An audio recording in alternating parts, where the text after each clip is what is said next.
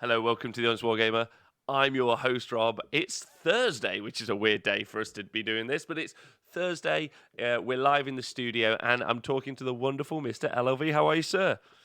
I'm good. How are you? I'm so great, and just like Alkanaut says in our Twitch chat, I'm hashtag so live right now. So welcome to the show. We are live. We are so live on a Thursday. Are you okay? It's early there. I'm right in thinking. It's early. It's 6:24 a.m. Wowee, that is early indeed. So, hello to everyone on Twitch, also onto YouTube and Facebook. If you're just joining us, we are doing a roundup of all of the stats that happened in Age of Sigmar 2. We Age of Sigmar 2 to Age of Sigmar 2.2. We're closing it down. We're cutting it off. We're stopping it. We're not stopping it permanently. We're just wrapping it up, as they say, like Christmas, but for numbers. Are you excited, LLV? Yeah, it is the end of a journey, It is. a 6-month journey. And so I've got a couple of questions before we do them because I think I'd like the answer to this, and I'm sure other people would as well. What's the journey been like for you as we've gone through? Late nights and early mornings, getting later and earlier, it seems. Have you? But in all honesty, have you enjoyed the process? Yeah. It's. I think it's created like its little sub community. It's interesting that it's like a thing now. I get random messages from random people, all great people. And then I have to do less hunting down, which is nice. When we started these around last year with AOS 2.1, it was me frantically trying to find tournaments and squirrel my way around to try and get any scrap of information. So yeah, we're getting more and more info from more and more countries and talking to more and more people. It's more work, but yeah, it's been a really good journey. So thank you, everyone. Well, thank you. I know for a fact it's been awesome for me. It helps me not only do the kind of Monday shows, but it also helps me when I do commentary at the weekends. I can really put conversations and gaming into context when I do commentary. So it's awesome. Yeah, yeah. It's just nice having that. I think we've all got ever since I was 10, 11, 12 years old, first getting into the hobby. You always have those conversations on, oh, this is the best and that's the worst, and by no means is this conclusive evidence, but at least it gives you some kind of it's a point of inflection, Yeah, right? it gives us. Yeah, I agree with you absolutely, and that's something you and me we labor. We work really hard to stress. The stats are not like they are. They are like perfect in the way that you've collected the information, and the information itself is represented by the numbers. But they're not perfect because there's some interpretation needed, and you work really hard to say that, and I work really hard to say that. So we should all know that, right? But I Yeah, but they're the best arrow that we've got towards the target that we've ever had. yeah. It is something. It's unexplored territory. So as far as data is concerned now, though, we'll see at the end. We're getting up there to. I think when we first started this, people were saying, "Oh, until you've got 1,000 results, it's nothing." We've got a little bit more than that now, so it's good. It's been a long and fun, somewhat arduous now and again, but we have good numbers. I think we've got it tells a story. I think is the best thing. That's my favorite part. Whether the story is on track with the stats or whether somebody's just taken something down with Gutbusters or something crazy. There's always a story to be told, There's which is fun. always a story to be told. And talking about the people who like to hear stories, obviously the Twitch chat is going a little bit crazy right now. And I'm going to say hello to all these guys. So thank you to everyone on Twitch who subscribes, and thank you to everyone on Patreon who supports the show and helps us create the website. Gives us all coffee, which I'm drinking one right now. You guys are wonderful. So thank you to all of you. I want to say hello to Fluffhammer and Scrivo, our artist and moderator. Hook and Pin, another mod.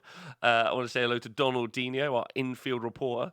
Hawkeye, Rintra, hello. Donald, Tomb King Tristan, another mod who's ready for those Tomb Kings to come out. Gold Bear, hiya, how you doing? Everyone's calling me Robbie. That's fine. It doesn't upset me what you call me. Hello, Reflex Dog Training. Hey, Rograx, let's yeet some numbers. Let's do it. Tom Pointy Eared, how you doing? What's everyone's favourite stat? He asks. And then Donaldinho has just played the knee game and he's just gambled them all away. He's been collecting them for once. And Night Zao, hiya. Hope you're well. Finally got to meet you last night. Oh, nice. Oh, wait, Night Zao. That is, what was his name? He's got yellow hair. Fuck, he introduced himself. He's got such a cool, badass name. Playing some, fuck me. His name is it's like Lotan, but it's more powerful. He's got like a really anyway. I played some Warhammer yesterday. It was pretty fun meeting him. Elf Bro, how you doing, my Australian brother? Rintra, we do need points leaks. We do. Elf Bro needs a sweet data crack. Tom Pointy Eared likes to call me Bob Size. And then Richard says, Rob, I'm Robbie. Anyway, it's cool seeing you guys. If you're watching us, hey Joe Cryer. If you're watching us on Facebook, jump into our Twitch chat and say hello to us there. If you're watching us on YouTube, or you're watching us back on YouTube, thanks. If you listen to the podcast, obviously, stay hydrated, eat your fruit and vegetables. I don't know why I'm just really concerned about the podcast people. I just want them to just stay healthy. LOV, do you find that the podcast people need more love? Yeah, they need the love. Although I think you've got it the wrong way around. It's probably the Twitch people that need the water. I feel the podcast people are more out there and active, not stuck to their computer screens, maybe. I don't know. That's just in my mind. No, I don't want to mess with the Twitch people because they can literally write back to me right now and call me names. So Tristan will ban you. Tomb King Tristan will ban you from your own show. Yes. Right. Okay. Let's get on with this because I am honestly pumped. This is the first time this has happened in Age of Sigmar, so this is wicked. So this is the kind of we do have, and we're going to condense into a shorter video. We have a kind of like a finals table, which we'll talk about at the end. But we're going to do our regular stat show. But these are all the stats now collated from all of Age of Sigmar, as we've had them for the past year. So this is kind of like, we'll be able to revisit this in a year, which is really exciting. And then what we'll be able to do is just kind of compare and be like, remember a year ago when this was happening? And you guys will be able to have this and just, in future times when you're sat by the fire and you're regaling to your children of all of the dark times when Flesh Eater Courts were really good, and they'll be like, no, Dad, they were never good. They're so rubbish now. Free Peoples are the best, or something similar. Whatever the future holds, you'll be able to regale those stories, right? Yeah. Let's hope that's the case, right? From the General's Handbook, that there's no more Flesh Eater Courts running rampant. I'm for it because at some point they have to fall. I actually want them to ascend higher, if that's possible. That's pretty hard. So let's look at this. So if you've never joined us for the stat show or you've never heard of the stats, basically they've been collected for a year. When we talk about AOS 2.2, that's after the FAQ that happened in December. The first table we're going to look at is all of the events that we've logged since the start of 2.2. It's quite a lot there, with some huge examples. CanCon, 196 people. Blades of Corn. LVO, 129 people. Flesh Eater Courts, pre-book. Adepticon, 188 people. Seraphon. South Coast GT, 126. Daughters of Cain. The Heat 2 for Games Workshop, their first time they broke 100. Skaven there. Then you had Bobo, 192. Daughters of Cain. So you just got, and then you've got everything in between. You've got like Riptide GT, a little bit of Idneth Deepkin. Going back a little bit further, Iron Realms, Flesh Eater Courts. Going back to a little 30-man event, the Siege of Malmo in Sweden, Flesh Eater Courts. I'm getting bored of saying that. I won't lie to you. Saying Flesh Eater Courts, I'm going to find one that isn't. What about Poland? The War of the Wilderness in Canada, Gutbuster. Yeah, yes, we missed that last week. The War of the Wilderness in Canada. There it is. Let me just go find it. We did record a show, didn't we? We have the famous. We are a real podcast now. We have the famous. We did a really cool show and it didn't record. So Yes, we a did. couple of So weeks ago. that is the that is in the history books now as the show that never happened. But we did talk about. So some people don't know in Canada they had an event. 20 lumberjacks built themselves a log cabin in the middle of the woods. This is 100% true, underneath a waterfall, and then they constructed out of I think red oak. They constructed gaming tables and they had a 20-man event, which was won by Gutbusters. Is this correct? Everything was right apart from it was red cedar, not oak. Oh, okay. Red cedar. Thank you. Yeah, Yeah, I'm not a got carpenter. to keep the facts real, right? But Yeah, the everything else facts. was there. The bears were 100%. there, the moose were there. It was in the north of Canada, in the wilderness. 19 lumberjacks Yeah. duking it out. Gutbusters came out on top, 5-0. Yeah, really interestingly, I think they didn't do the priority rolls. Instead, they did a 3-round axe throwing competition every priority roll to decide who got the next turn, which seems arguably fairer. It is, yeah. Funny side note. Do you guys have axe throwing in England now? We have Is axes that a and thing? we have axes and you can throw them. Yeah, there's actually like 2 blocks down from my work. There's actually a place where you can go and throw axes for fun. There you go. Yeah, okay, nice. Apparently, according to Grumzag in the chat, the winner got a gallon of syrup, which is nice. Which town was this near? A gallon of maple syrup. Yeah, maple. This was. We are talking about the Wharf of Wilderness. It was in a place called Prince George, Canada, which is in the wilderness, in the middle of nowhere, about pretty much as far north as you can get without hitting Yukon, which is like which would be similar to living in Alaska in the US, if people are more familiar with that. Devious2K has just joined the chat and he says, for a man who dresses like a lumberjack, your lack of wood knowledge is distressing. I apologize. I might go on a course.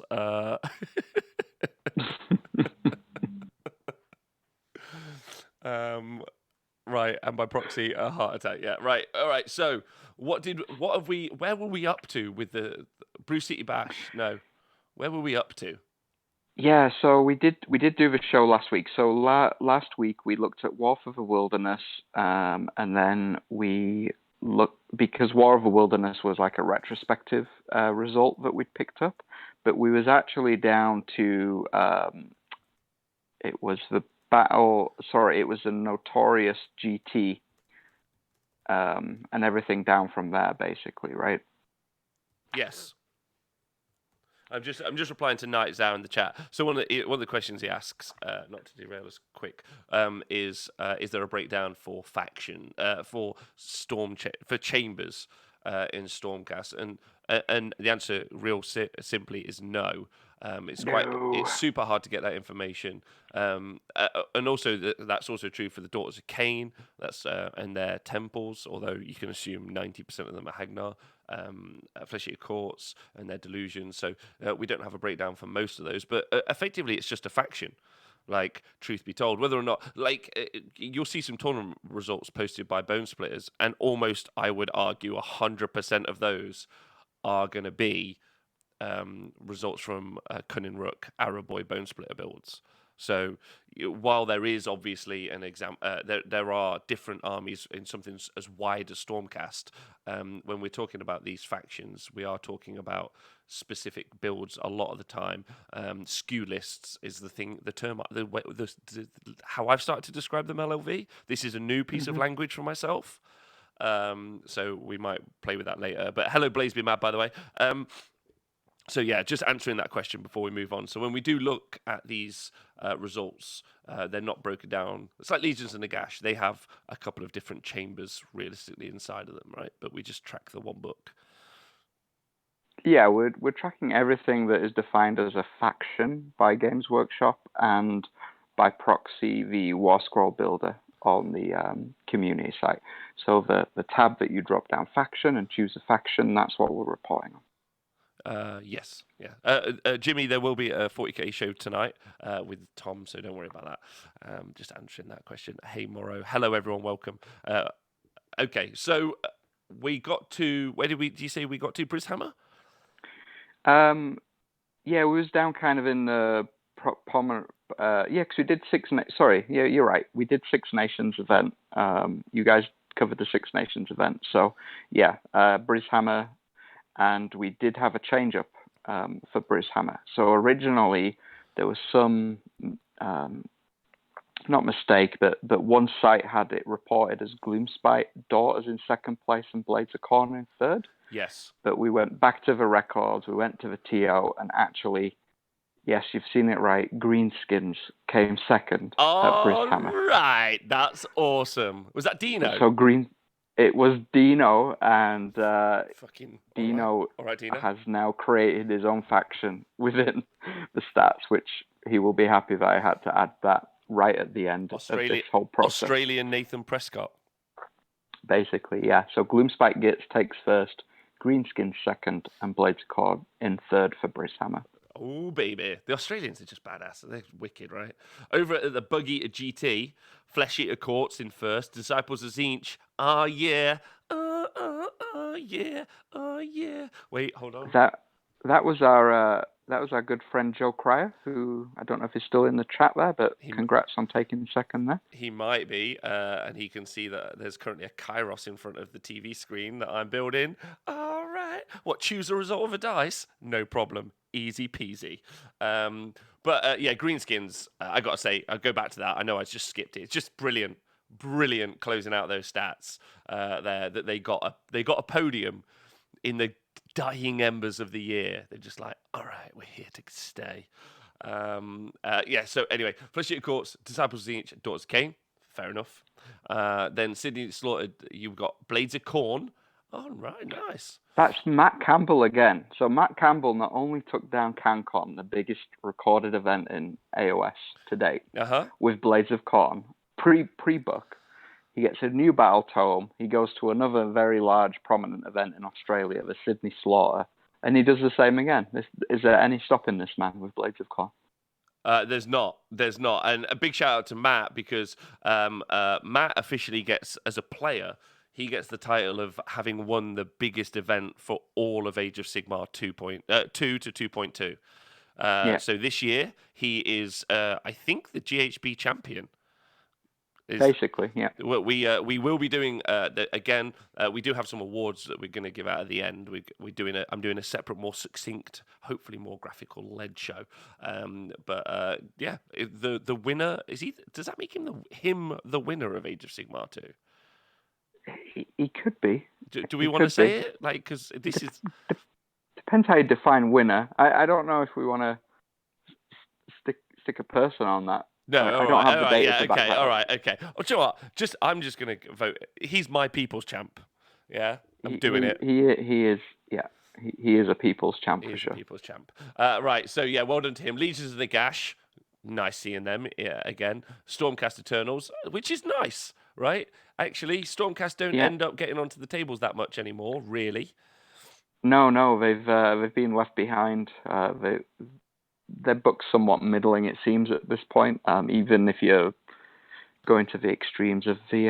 remember when the Gavriel bomb was just wrecking tables everywhere, causing fear and panic amongst every Age of Sigmar player in the world. It seems a long time ago now, but yeah, Stormcast did turn up. Well done. That's great news. Also at that event, something that isn't in the podium, and it won't become apparent, it won't stand out huge at this data, so I will mention it. Somebody went 4-1 with Darkling Covens again at the Sydney Slaughter. Shut up! Was it Dave Kerr? No, it wasn't Dave Kerr. Who was it? Oh, shoot. 4-1 again with Darkling Covens? Are you shitting me? It happened again. What? It was at Alex Murray. Alex Murray or Merry? Murray. Murray.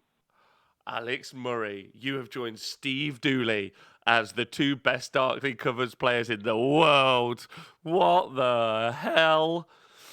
That's amazing.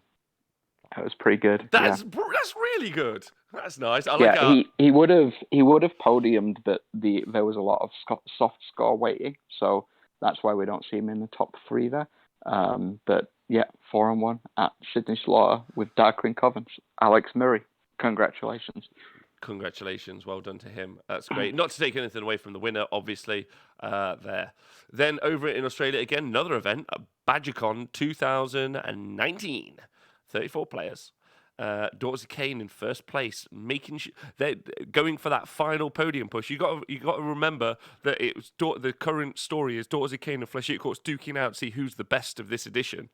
So Daughters of Cain putting a podium up there is nice for them. A little bit of cheeky mixed order in second. I love a cheeky mixed order.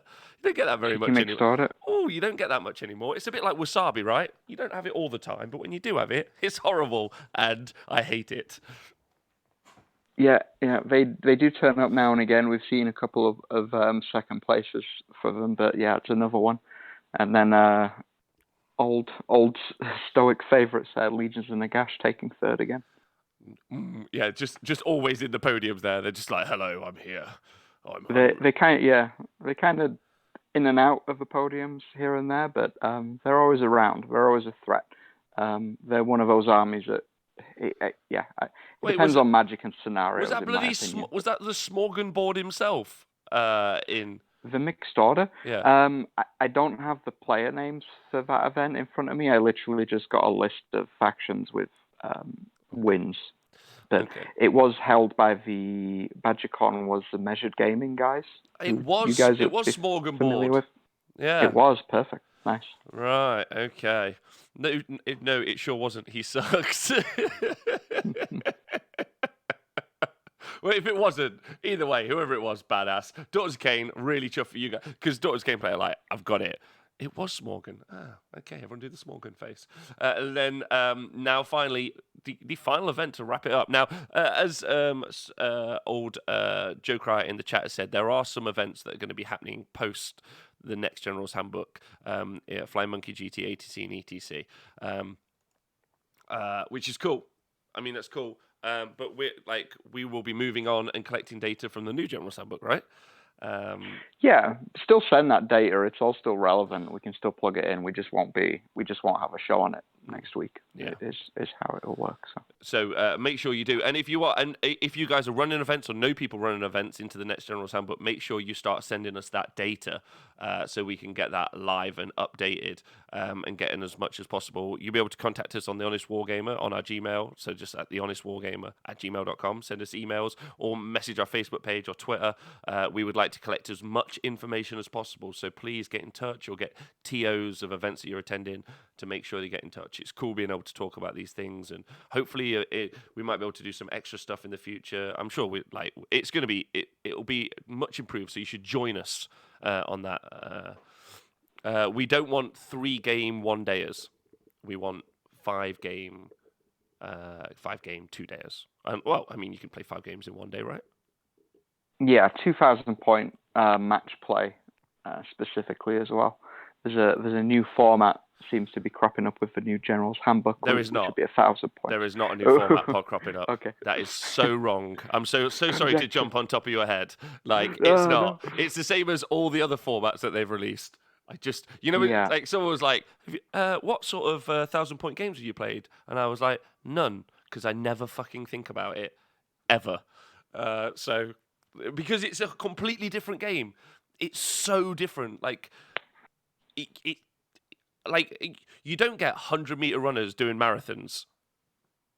No, it's right. I analogize it to Magic the Gathering. If people are familiar with that, you've got different. You've got standard, you've got EDH, you've got modern. There are different ways to play with the same cards, and I think having this meeting engagements is something similar. However, this is English sarcasm, so just be aware of it. However, if you guys are doing some open play tournaments, please send us the results. Nathan would love to do his own stat show, which is just open play results, where he just reads out open play army lists. I would listen the fuck out of that. Just Nathan going, oh, he's got 4 Nagashes. Oh, cool. Yeah, I don't understand open play. Oh, that's fine. I'll just put that out there. I understand narrative. I understand match play. Yeah. What only on 12-inch by 16-inch tables. Thank you very much. It doesn't make it, DVS 2K, a different format doesn't make a game any less valid. A narrative game is still amazing. You guys should enjoy yourselves. Open play, the same. 1,000-point Yeah. games are just as valid. They're just vastly tactically different. They need Yeah. they would need their own stat system. They would need their Yeah. own, like, it's their own, it's a completely separate meta, different conversation entirely. Yeah. Whether you're talking a 3-game event or a 5-game event with 1,000 points instead of 2,000, you're effectively playing a different game. So to put those we'd need to have separate stats for them. Is the long and short of it. And as I just said, it's the same as in Magic. They don't throw the modern stats in with the standard stats, because although they're using some of the same card pool, they're different games.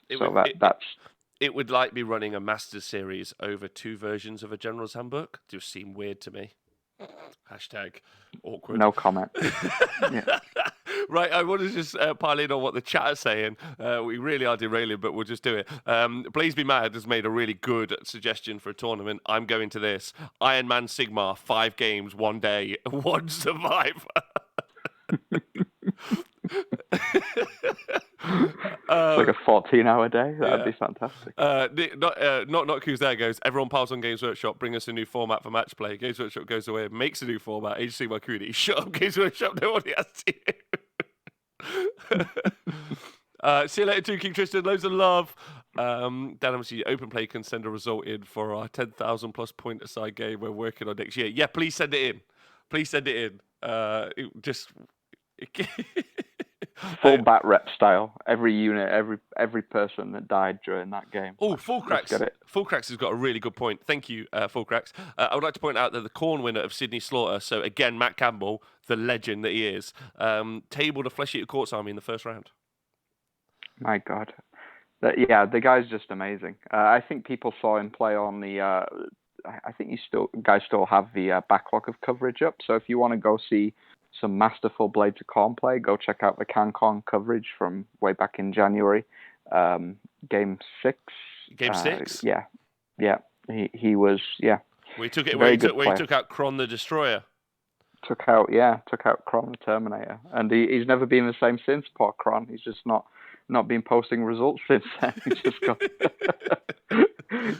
just got picked apart. So right. No, great player. So yeah, are we done with ragging on meeting engagements? Meeting engagements, yeah, we will. Sounds really fun. Can't wait to never play. If there's going to be big events out there that people are going to run, still send them in. If we get enough data, we'll track it. We'll track it separately. Yeah, right. If there's an explosion right? And everyone starts playing it, please send it, and then we'll start talking about it. I might even have to play it. That'd be fun. Yeah. Anyway, so now we're into the winner's circle, right? We missed the Mythicos GT, which is kind of important. Oh no, yeah, we did. So sorry. Also, great name. Mythicos. Mythicos This GT. was on the East Coast of the US, so they've got a thriving community out there. You've got players like Martin Orlando playing out there. And Head Knights of Slanesh took first and second, with Daughters of Cain in third. What? Yeah. Heed Knights, so they are very, very good. I would have genuinely liked to have played them yesterday, but Joe Purcell just did me over and didn't want to play me. He was scared of my Chaos Dwarves. Scared, I tell you. Just because they can get in a boat now and fly around. But Heed Knights of Slanesh coming first and second is great. And you are going to see, I think, I don't think Heed Knights of Slanesh are going to get touched in Age of by the General's Handbook, and I think they are going to go rampant for the next year. I think that's a really solid pick to play as an army. You know, they say buy low, sell high, so get armies that are underperforming now, they're going to get a boost. But I would argue that Heed Knights are going to maintain where they're at now, which is pretty solid as a placement. So seeing them go first and second there, I think you're going to see them go first. I think you're going to see a podium a lot, realistically. And they've got a very strong win percentage at the minute anyway, haven't they, Lovey? Yeah, even pre-Battle and then going into the Battle Tome, it hasn't changed much. So, yeah. Tomb King Tristan says, "Screw these guys. I'm excited about meeting engagements along with Blaze Be Mad." But there you go. I don't know what to tell you.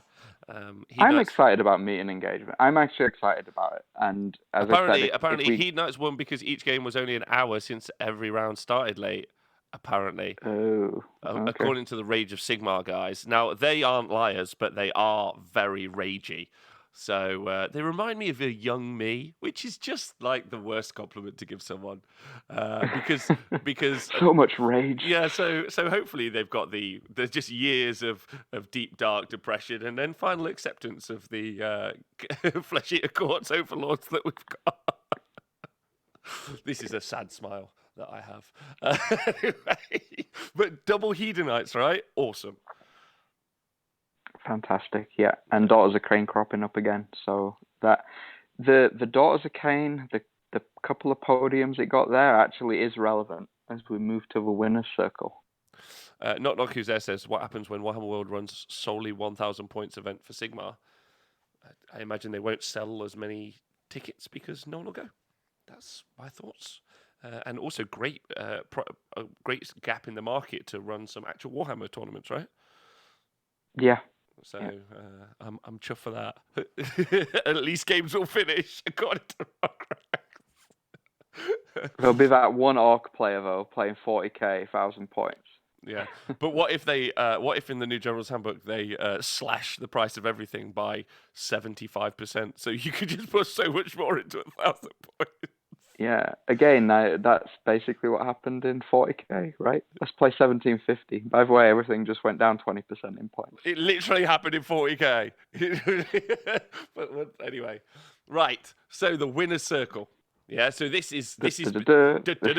This is big. This is big. It's been who's going to come out on top? Daughters of Cain, Flesh Eater Courts, Legions of Nagash. Are they going to have a final resurgence? Right? Are they going to come up like Rocky and Heat Knights? Are they going to run in? So you've got two tables that you're looking at there. You've got 2.1 and 2.2. So that's the combined total. It's all of General's Handbook. And then you've got AOS 2.2 only. So if we look at 2.2, so the past 6 months, very quickly, you'll see Flesh Eater Courts got 12 podiums in the past, not January, February, March, April, May, June, July, in the past 7 months. I think it's less than that. It came on the scene in March, I think. Oh, yeah, I did it from January, so that makes sense. Wait, January, February, March. Okay, start there. March. So you've basically got four months of Flesh Eater Courts. Well, just under 4 months of Flesh Eater Courts. They got 12 podiums. In 4 months? Yeah, that's 3 podiums a month. Quick math. Shit, they're so good. Well done to those guys. That's excellent. And do you know what's nice? Is Speckles still couldn't podium with them, so that's good. So they're not that broke. And then because there would have been some competent generals using them. Let's be fair. Yeah, I mean we're not even talking podiums. We're talking first place. To be honest here as well, right? We've got 12 first place. If we're talking podiums, that's 21. That's 21 top threes in 4 months. Yeah, all right. That's just over 5.2 podiums a month. Well done, Flesh Eater Courts. Well done, Flesh Eater Courts. You did real good. And that's, some people are like, I don't want games workshop to fix things too quickly. That's what you end up with when they don't fix things too quickly. 3 months of rampant rage. Our next closest there would be Daughters of Cain, who's still put up solid results, but you got to remember that would be since December actually, so that would be over 7 months. So when you're looking at twice the time, half the results. Yeah, basically. I mean, Daughters of Cain are still putting up crazy good results, but you're looking at a first place every month or just under every month, which is kind of a little more acceptable in my opinion than 4.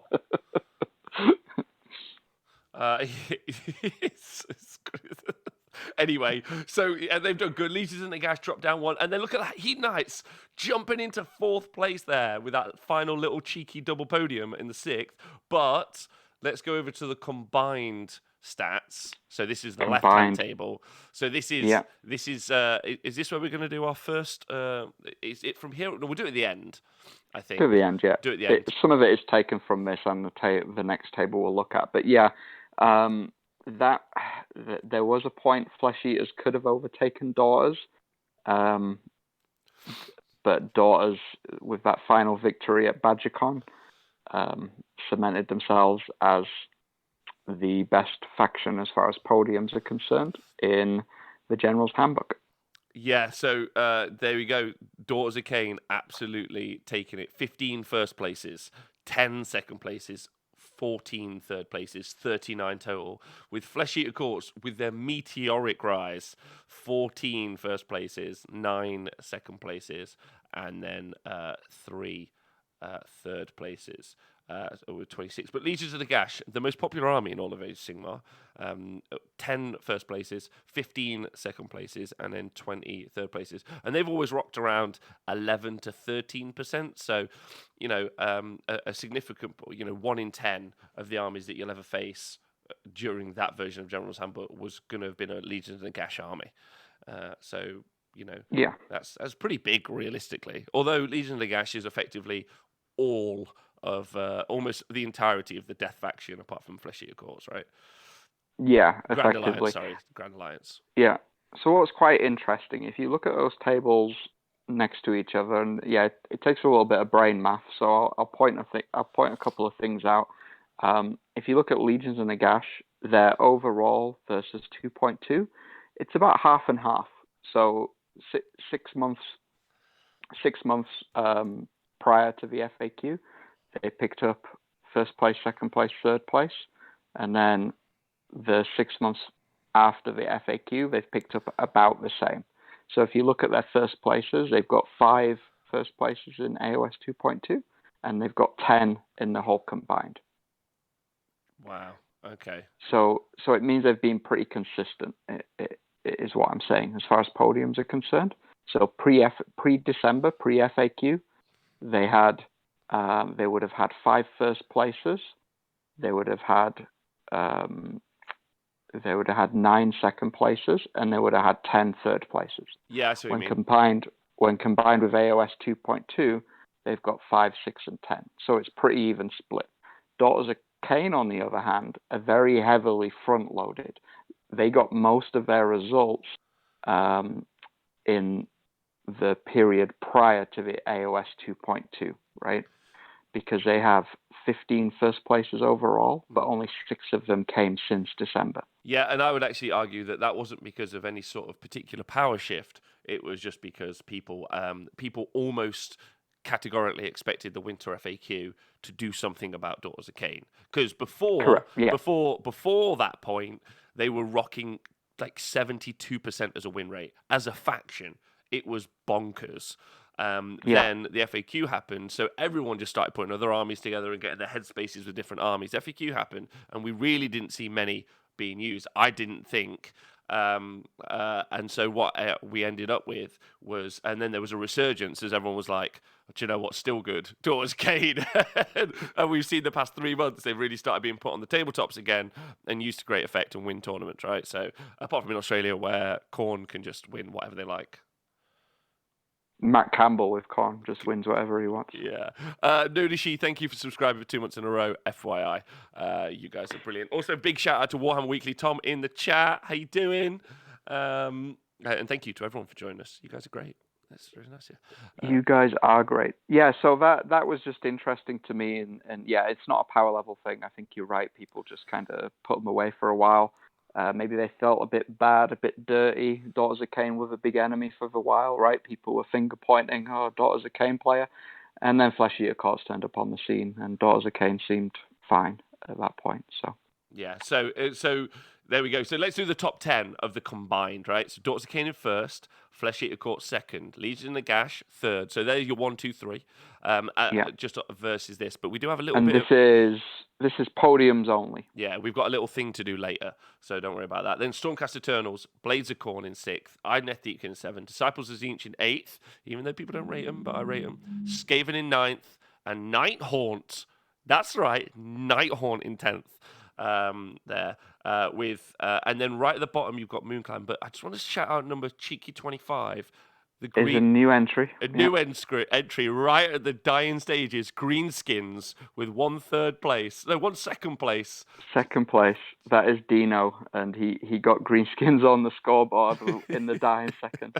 That is that is the equivalent of, for basketball fans, Kyle Lowry getting the basketball passed to him and not missing the final bucket that will win the series. But anyway, he did he did the opposite of Kyle Lowry. He got in there dying seconds and he put it away. Yeah, I'm sure that made loads of sense to basketball people. I don't know.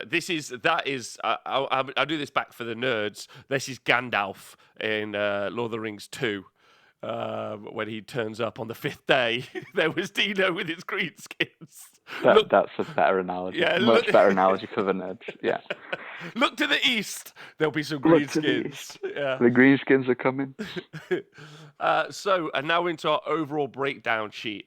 So this is where you can look at the meta percentage of armies, and you can also see. So this is overall. This is 2.2 overall. This is still 2.2. Yeah. What I will do is, because it is the end of a general's handbook, I will get our good friend Scrivo to upload the combined stuff for all this as well. Yeah. So I'll get the AOS 2.1 tables up for people interested, because it's been a long time since they've seen them, and we'll also get the AOS 2.1 and 2.1 and 2.2 combined. We'll call it the General's Handbook overall breakdown. There you go. And we'll get that uploaded for you guys. Yeah, that's so nice. We'll also be attaching the videos on the post as well, so you guys, it'll all be integrated into a single place. But just go onto honestwargamer.com and click the stats tab. There should only stats tab. Yeah, there should only be one post up there now. The rest is now hidden in time. Okay. So you've got, which is exciting. Flesh Eater Courts ended up in 2.2 at 6.2% meta percentage. And this is sorted by we're looking at things that went 5+ wins at a tournament or more. So this is how this table is sorted. So Flesh Eater Courts being top means they got the most 5+ wins in AOS 2.2. Yes, they got 25+ wins. So podiums are obviously based on, sometimes the podiums are based on things like soft scores, like painting or sports or something else, as opposed to just out and out 5+ wins. But on 5+ wins, Flesh Eater Courts, 20 there, with Legions and a Gash. In 4 months. Remember that. You really want me to reinforce that point, right? That's 20 wins. We all know LLV. We all know. We're all there like, let's kill the dragons. And then someone's like, it's not even a dragon. It's a bat. And you're like, oh my God, I know. That it effectively means they got 5+ wins every month.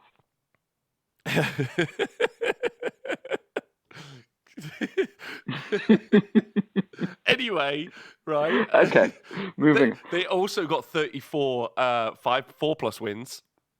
Yeah, so they were the best at 5+ wins, and they were the second best at 4+ wins in AOS 2.2.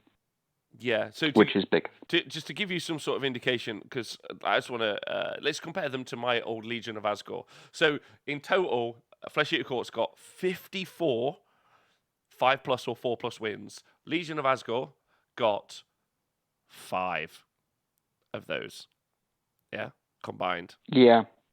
Yeah, I think that's Legion, you've got a lot less player base, so right. So let's compare it to something closer in player base. So we had 141 use of Flesh Eaters. Yeah. So let's look at something like Gloomspite Gits has 133. Yeah. So about the same. About the same people using them. It had 3 5+ wins and 14 4+ wins. So it had 17 versus 54. And this is a new book as well. So we're talking two brand new books. Should be pretty even in power level, right? Same design process, same play testing.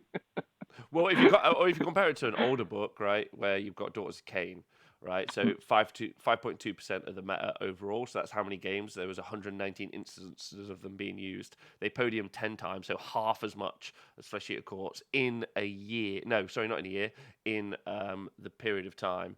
And in 6 months. In 6 months, and then 44 4+ wins. So they actually got more 4+ wins. Yeah, Daughters of Cain are a little bit of a skew because they are such a good army. So if we're choosing another old book, they're maybe not that something good. like they're not that good. They're not that good, no. They're not that Okay. good. They're just. I don't mean as in their output or their potential to win tournaments. I just mean come on, man. They're so difficult to move around. They're so fiddly, and you hurt yourself on the little like stabby knives. It's just not nice to play. I'm not gonna lie to you. You ever seen a Daughters game player? They're like so stressed. They're like, oh, my wings are broken on my heart renders again, and I've lost. Is that why? I've lost. I I've thought it lost. was the Go on. pressure of winning. No, it's, I thought. I've lost another knife on my bloody Marathi spear's broken again. Oh God, so stressful. What's nice about playing Daughters of Cain though is you have to remove very few models off your movement trays. So that actually saves you some time. Yeah. You just keep them. You just stay on the movement trays from table to table, right? You don't ever take anything off.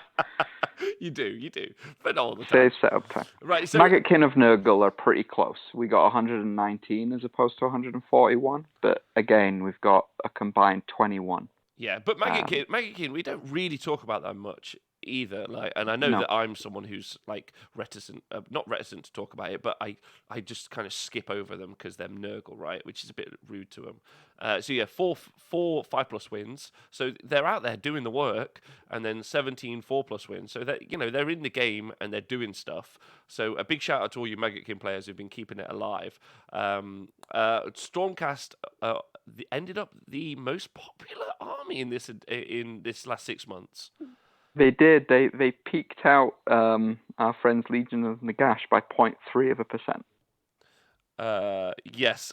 So a question in the chat from Muzamag is the total used is not the unique instances of them being used. It's the number of times they've been used. Yeah, number of times we've seen them turn up at a tournament. Yeah. So there may be one player that keeps taking the same army to every single tournament, but it's something that is a bit too hard to track right now. So yeah, it is too hard to track. ATM. We're looking at things. We're looking at things objectively regarding stats. We're basically just looking purely at factions and wins and podiums. We're not looking at players or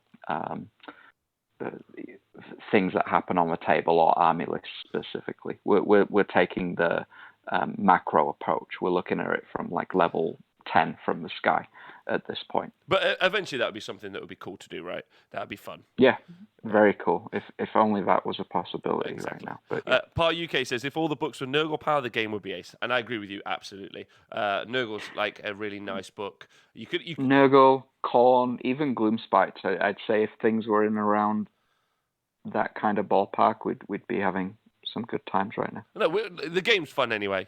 Like yeah. Right. I argue. I'm talking balanced perspective. Oh yeah, 100, whatever. Like it's never. Oh wow, Jim 1080. Thank you so much for joining the. It's just become Patreon, which is fucking super cool of you. Thank you so much. That's wow. A bit shocked by that. Big Jim. Big Jim in the house. He just made me do a 1080. Thanks. Thank you to everyone on Patreon. You help for this, and any iterations or like advancements that we're going to be making with the stats or with the website or anything are all going to be down to you guys. So like you guys literally pay for all of it. So thank you very much for crowdfunding this entire kind of endeavor. Badass. Awesome. I'm a bit lost now. Jim's throwing me off. You need to save me, LLV. Back to the table. So let's. We kind of got into the armies there, but since we're doing a wrap up, so AOS 2.2, we finished with 46 events and 11,445 recorded matches in this last 6 months. Wow, that's awesome. 46 events in the past 6 months. 46 events and nearly and 11,000. I'm sure you'd hate me saying nearly 12,000. 11,400. 11 and a half. Is that what a stats man will let me round up to? let's round up. Yeah. 11,500 matches. That's madness. That's crazy. Yeah. That's cool. I know probably like in the world of data sets that's not huge, but it seems good to me. And we're getting there. Yeah, we're getting up there as far as instances. I mean, as I said when we first started this, I think I think numbers were banding around like 1,000 or 2,000 matches before you can make a solid conclusion. So I think at 11.5 we can make a solid conclusion that Flesh of Your Corpse is absolutely busted. But we'll leave that for the Twitterati to argue, I guess. More so. Yeah, exactly. What's really exciting as well is because we've got a number of events logged and matches, we'll be able to see the popularity of like events and matches next time when we do this next year, right? Oh man. Yeah. Oh, this is so cool. Oh, brilliant. Okay, that's brilliant. Like just from like I remember when I first got into Warhammer, right? I was like, I was trying to work out how to be better with my ogres, and I went on this forum called the Ogre Kingdoms, and I was just reading like posts from like 2013. I was like, is this relevant? Like, what's happening? What is this? And then I played like at an actual tournament, and like shit happened, and I was like, oh no, I don't know anything. So this is cool that like there's some info out there now for people. What my bad boy Silverdeath saying? 4.7%. You got it. So yeah, you guys can go onto this table and go and look at this as a review. Realistically, I would say some of the things that are really interesting are the meta percentage, how popular the armies have been, especially if you're in a pretty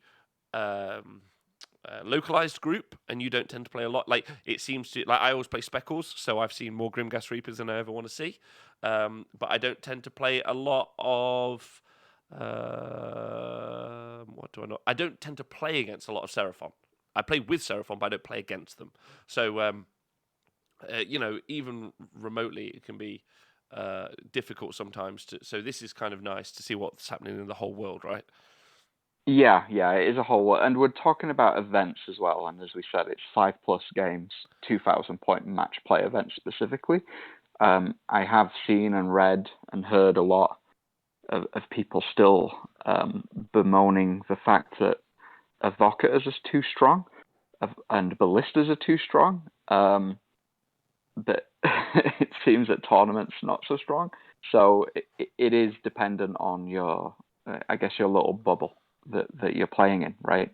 There might be some guy at the local store just still wrecking everybody with gav bombs, but obviously that store hasn't heard of Flesh of Your Corpse yet. So. Or something similar. Yeah, I don't think something similar. I don't think the Gav bomb was ever good, but just FYI.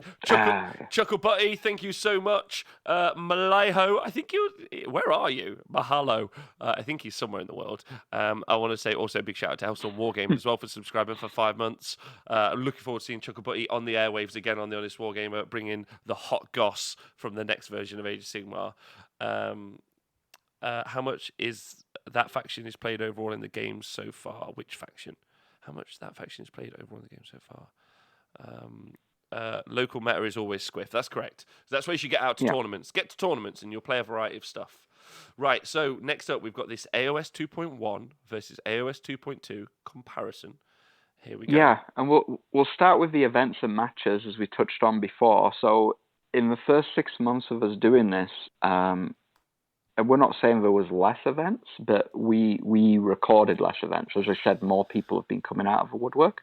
So we had 36 events and 7,765 matches come the close of AOS 2.1. So that was the first 6 months of the General's Handbook. Wow. And AOS 2.2, as we just touched on, was 46 and 11,445. And three. Just to touch on that a little bit. 3 of those events were near CanCon, Bobo, and Adepticon. All were touching the ceiling of 200 players as well. 200 players. And big shout out to both the TOs of all those events, and also the people that attended those events, just like exploding those kind of numbers upwards. Yeah. So for the General's Handbook, then what it basically boils down to is brain mass. So we got 82 events in total, which is pretty huge for the last year. So if you work that out by weekends, that's nearly 3 events a weekend, right? Wow. No, sorry. 1.5 events a weekend, 52 weeks in a year, right? So then that's globally, right? That's globally, yeah. So there's more room for more events. If you're a young man or woman who thinks that they can run a big event, get to it. get to it. Start increasing those players. Get them in. And I'm sure there's. Go and listen to if you get the opportunity. There's a YouTube video I recorded with Nick and Pete from WS10, who've got a really big gaming club here in the UK, and they work really hard about encouraging people to go and play games and events. So go give that a listen, and just kick off your own local group. Right, be like those lumberjacks. Be like those Yes. lumberjacks. Anyway, sorry. So what information can I derive from this table, sir? And just quickly, matches were basically just over 19,500 matches for the last year. 19,500. Wow. 19,500 games. That's crazy. Events. And what's interesting is that Speckles has been shit in every one of them. Yeah, he's beaten some prominent names, me included. And me. Shit. I was using Dispossessed, to be fair. So anyway, my first ever game of AOS with Dispossessed. There you go. Versus Speckles for shit, of course. Yeah. All right, but 20,000 games. Congratulations to everyone who plays Age of Sigmar. Like, well done as a community. Obviously, we've smashed it there. Yeah, it's pretty fantastic. Yeah, we've done some good work. Next up, so what we can infer from that is, I think we've touched on this other weeks. We have outliers. So Phoenix Temple are at the top based on win percentage, which is how this is sorted. But they've only actually shown up at 3 events. They're 0.1% of the AOS 2.2 meta. They were 0.3 of the 2.1. So they are a bit of an aberrant stat. Basically, they have turned up at tournaments less than 5 times or more. So if you kind of let's call it as it is. That's basically Chris Tomlin. Chris Tomlin the winning one-man stat machine. For one-man stat machine, yeah. So Daughters of Cain. If we kind of say Phoenix Temple is aberrant, then you've got Daughters of Cain being the best as far as the comparison's concerned, over 2.1 and 2.2, followed by Flesh Eater Courts, and then Head Knights of Slanesh, oddly enough, with their massive win percentage. Yeah, Heed Knights of Slanesh genuinely have they started out with, they got the Wrath and Rapture box and they got some very cheap units inside there. Then they got their Battle Tome and then they just started posting a bunch of events. And that final first second for them really has just helped boost them up a little bit, right? Yeah. That final event actually boosted them up this table because it was things like Skaven and Legions and Nagash just behind Daughters of Cain last week. They are aberrant, but we've got to mention the greenskins, right? We do. We have got to mention the greenskins. Let's go. Am I scrolling to the bottom? No, where are they? No, they're up there. Greenskins. Greenskins, an aberrant stat. There we go. With their 60% win rate. Well done, Dino. You did it. You've arrived. Also, big shout out to Muzmang in the chat, who is the other 4-1 Darklings cover player in the world. Basically a hero. Alex Murray. Yeah. We called you out earlier. That's fantastic. What the hell? That's great. We called you out. That's well done. That's genuinely mental, as is the greenskin stat. Yeah. There we go. So again, we take the aberrant stat away. We're left with Idenef, Deepkin, Skaven, Legions of Nagash, and Disciples of Tzeentch. Yes. Which is quite surprising. I know they're your dark horse, but the stats are backing up what you're saying to a degree. Oh, wow. There is a reason I'm here too. There is a reason. So an interesting conversation that actually occurred, which again the stats sometimes don't focus on, is there's even though 20,000 games is so much and is amazing, there's so much left untouched, unused, and unplayed in the game. That really don't be discouraged by some of the kind of leaders. There are, if what I have to say means anything to anyone, there are loads of unbuilt armies, unused builds, jerky lists, interesting skews that people just aren't touching, aren't thinking through, or are just overly complicated. So it requires a lot of system mastery to get a part of it. Like really, just be and look at Musmag in the chat, like going 4-1 with Darkling Covens and the Greenskins. Yeah, Dino, and like Steve Dooley did it as well. So when you see something happen once in statistics, it's, as we said, it's aberrant.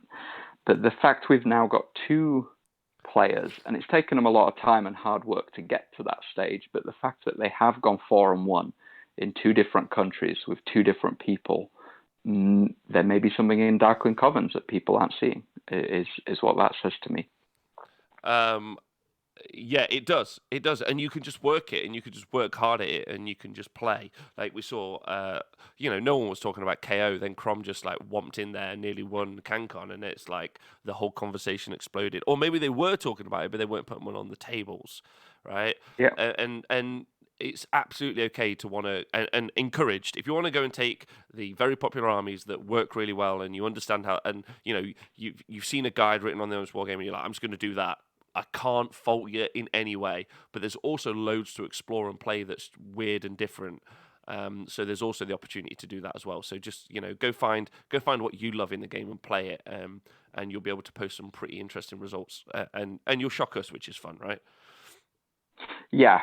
We are we tend to talk more about the crazy results than the Flesh Eaters winning every week. I can't name half of the people that won with Flesh Eater course, but I can name Mick Wendell winning with Gutbusters. We can name Steve Dooley going 4-1 with Darkling Covens. So be that guy or girl. Be the champion of Dispossessed or Gitmob or Wanderers. Or Legion of Asgore. Legion of Asgore. Or Legion of Asgore. Because someone needs a new champion, because I'm handing my crown off. Yeah, speaking of Legion of Asgore, 51.8% is where they finished in AOS 2.2. We did it, boys. We did it. Gabe, big love to you. Big love to everyone. John, all of us, us 8 to 12 people. Andy Hughes, all of us for doing it for a while. We tried. So well done. It's been a great year for the variety of armies, I'd say. Very, very interesting. So should we get to the awards? The awards. The awards. Yes. Or do you want me to save it for? Do you want me to save it for the big video?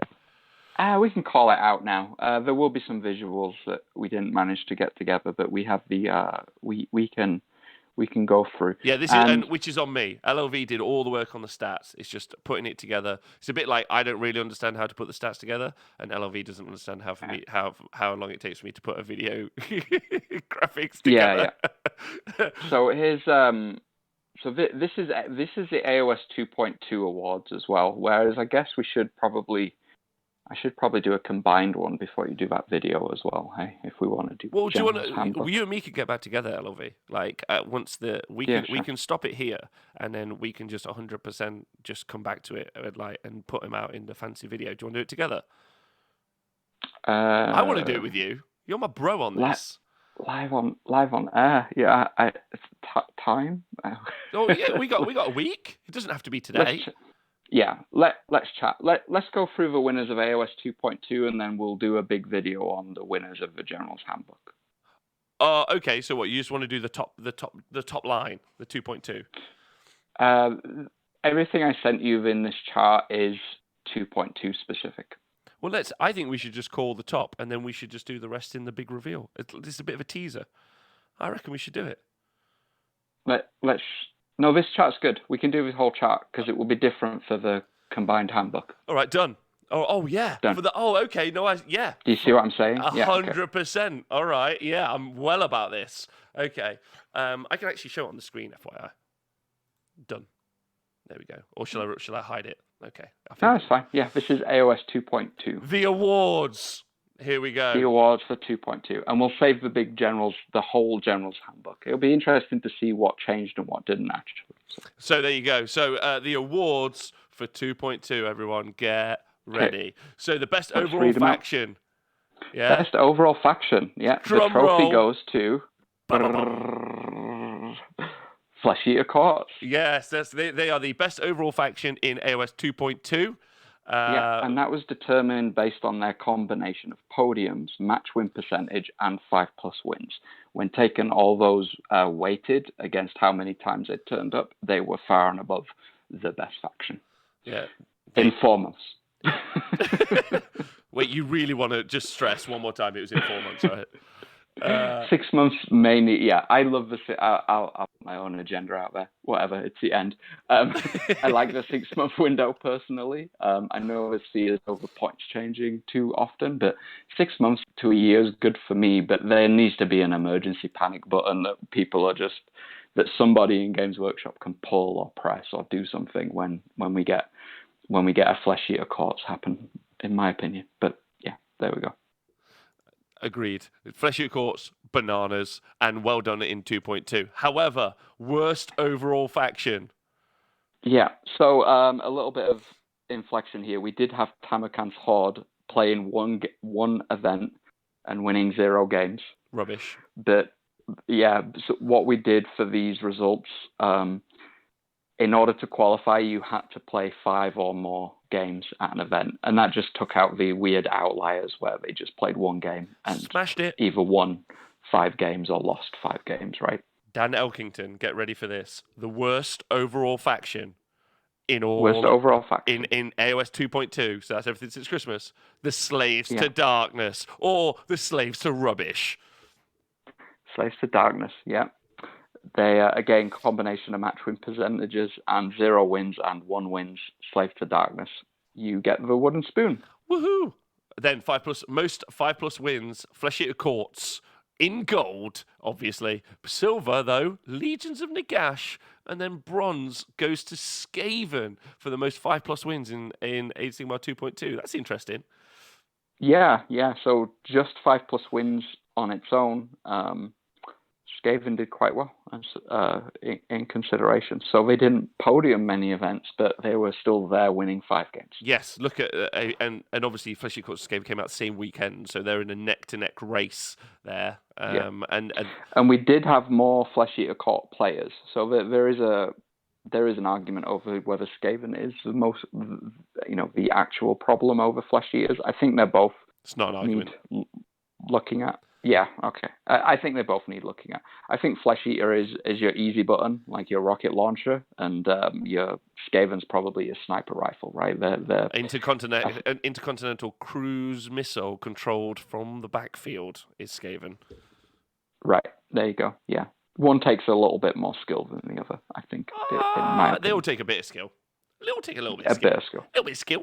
You've got to be a little bit cheeky with the dice. You've got to do some measuring. You've got to do some things. Cast a couple of spells. Things. Yeah, holy bananas. Yeah. That's right. Holy bananas. Holy bananas. Okay, so we're into the next category, was the best match win percentage award. So before we do that, I got a question in the chat. Do you mind? Adam for Swim, where do us podcast listeners rank in hydration? I feel like Rob is talking to me directly on that one. Living in the sun and all. I just want you all to be hydrated. We actually did that earlier. We'll get a stat for it. So the best match win percentage in gold place, sir. In gold place is Daughters of Cain with 64.2% match win percentage. Well done. Very proud of you. And they have held on to that title, surviving the Winter FAQ, dodging left and right, whatever was thrown at them over the course of an entire 12-month period. I think 6 months. Oh yeah, sorry, 6-month period. Sorry. Yeah. Sorry, 6 months. So this is 12 months soon. So before that, they were already dominant, and then after this, they're still dominant. Wow. Yeah. Okay, sorry, the past 6 months. Apologise. Okay. Silver, Flesh Eater Courts. Oh, so close. Oh, so close. 0.10%. Oh, 64 yeah. Oh, wow. Okay. Yeah, and we represented this as, remember, Flesh Eater Courts did have 2 months without a battle tome. Mm-hmm. If we had removed those 2 months out of the stats, Flesh Eaters would have actually been closer to 70% win rate, and they would have topped it. But Wow. I think they had like we'll see that later down. Anyway, yeah, and then Head Knights of Slanesh gets the bronze medal for best match win percentage. Wow, all the new books doing. Oh no, Yeah, two of the new books doing the work. However, 62.1%, and they actually had I think it was just over 60% win rate without the new book. And the new book, they've been on par. They haven't gone crazy like Flesh Eaters, and they haven't dropped off. So, although the new book has a different set of tools in, I think it's probably the same kind of power level as since they got with the Wrath and Rapture release. I think the themes may have got a little bit worse, but things like summoning obviously got a lot better. yes, definitely, so much better. Right, okay. Then the most popular faction, in this edition of the game, in this half of In this half, yeah. in just the AOS 2.2, is Stormcast Eternals. The Golden 10, Boys. 10.4% of the meta, with Silver, Legions of Nagash, 10.14%. So those two have been pretty much neck and neck throughout this whole 6 months, as far as 1 week Legions were the most played, 1 week Stormcast, but they're pretty much neck and neck. I'd like to touch on this for like the reasons. Yeah. So actually, one of the things I find quite interesting about this, obviously, Stormcast and Legions and Nagash, you get elements of both of those in the starter boxes. I know it's Nighthaunt, but really it's Legions and Nagash, right? And then in Blades of Corn in third place, those are all. And Blades of Corn were in the starter box before. They're all armies that are pushed very heavily by Games Workshop. Like very much, they're always talking. There's always a new Corn thing. Look at the new Warcry, right? It's all bloody more chaos, which is fine.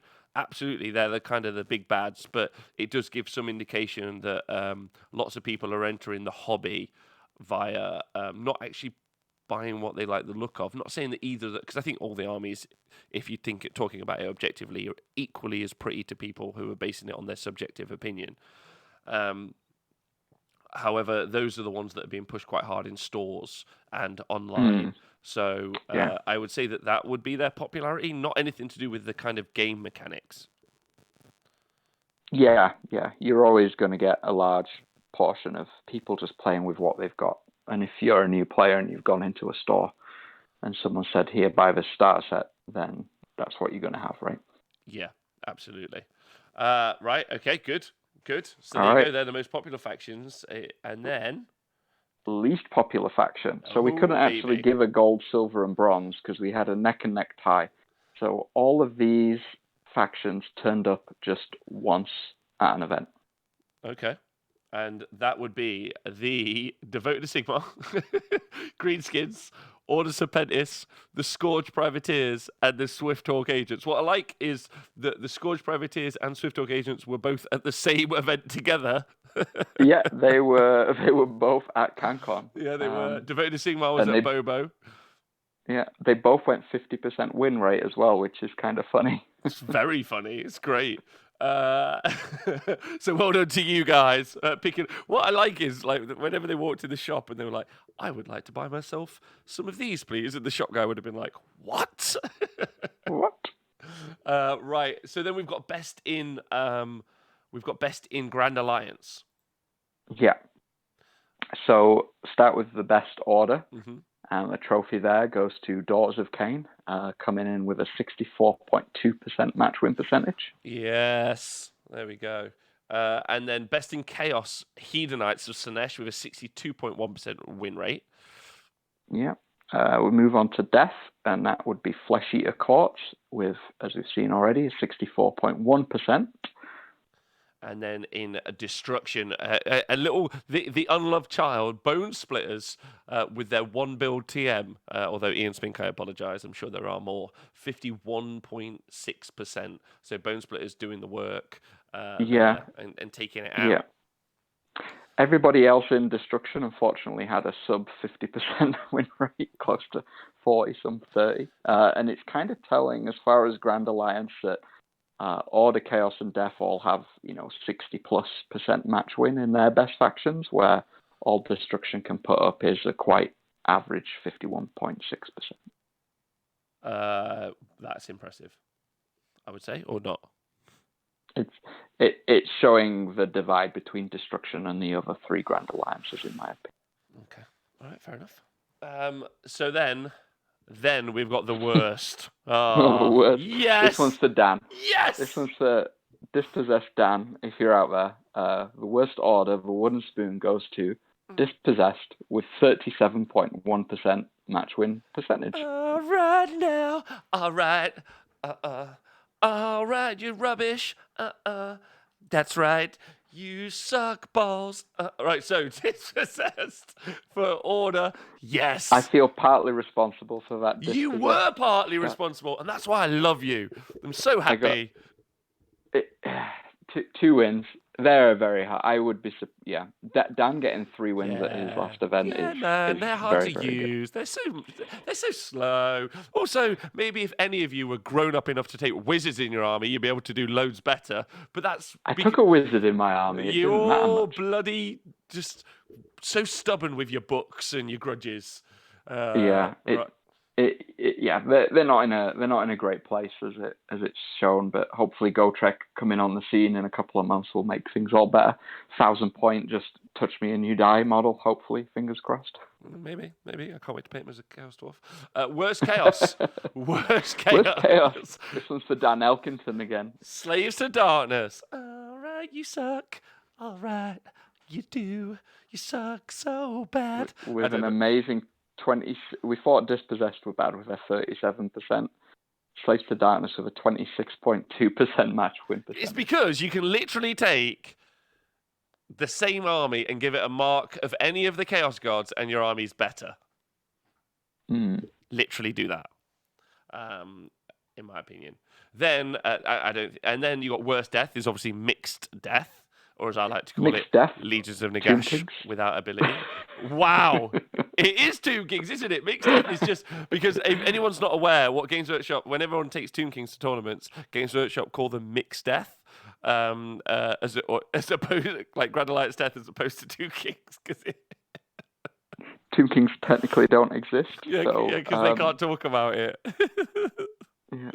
And then the worst destruction is this one's for Halo Twitch Beast Claw Raiders with a 30% win rate.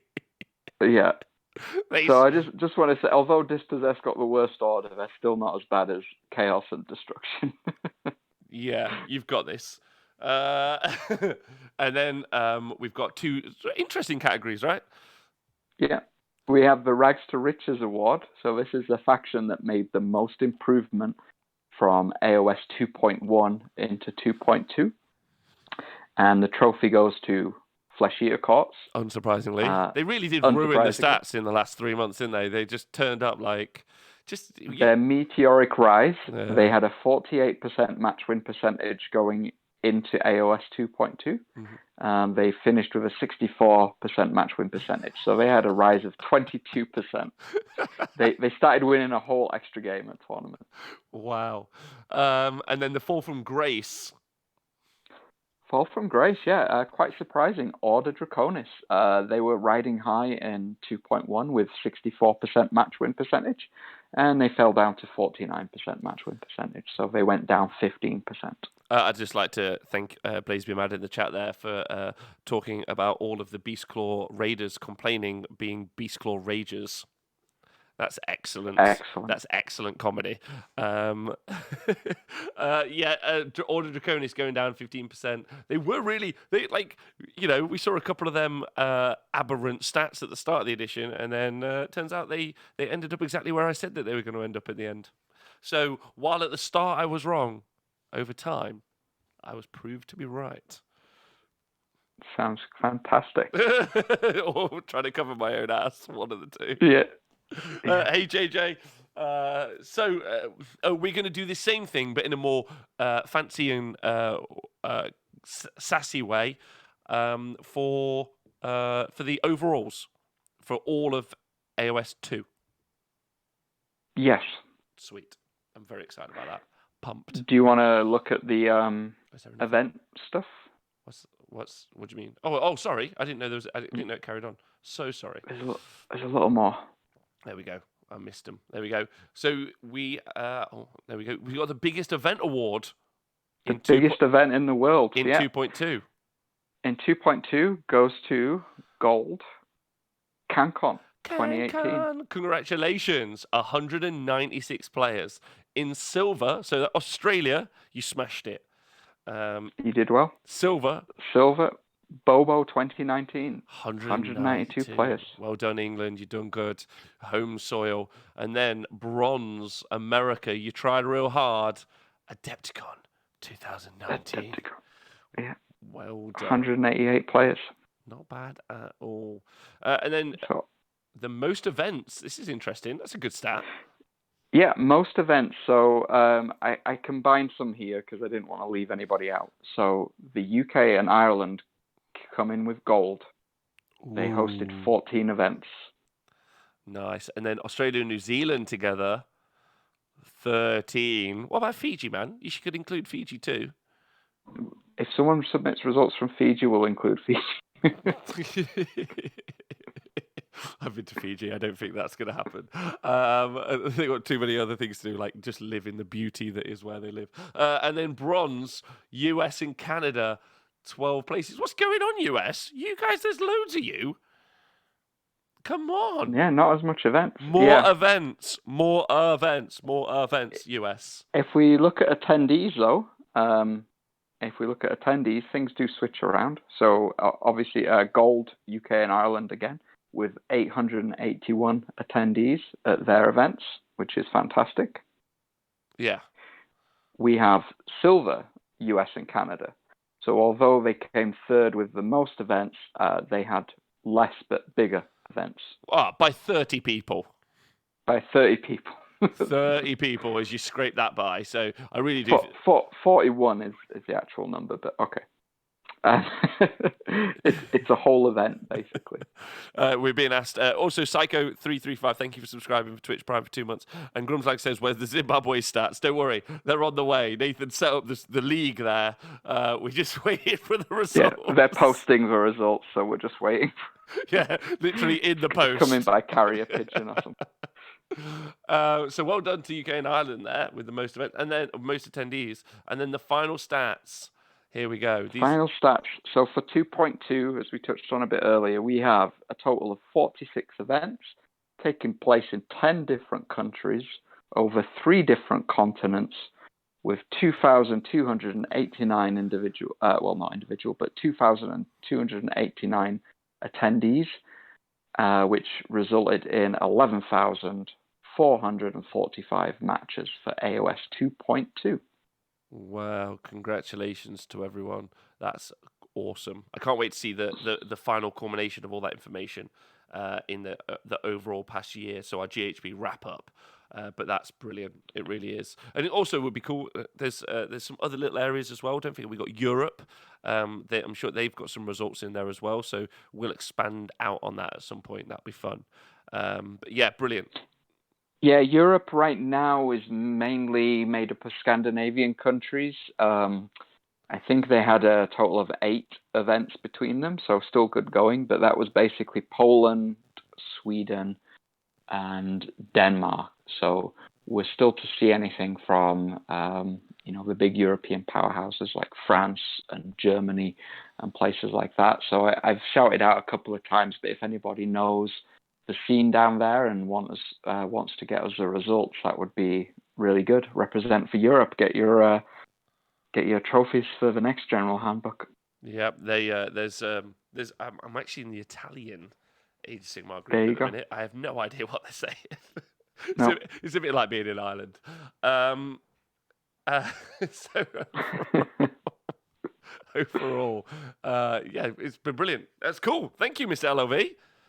Yeah, cool. So I will go back to the numbers. We will pull the full General's Handbook. We'll get Scrivo to put up the AOS 2.1 and 2.2 results combined, and we will do a full GHB award show rather than. So this was the end of the AOS 2.2 show.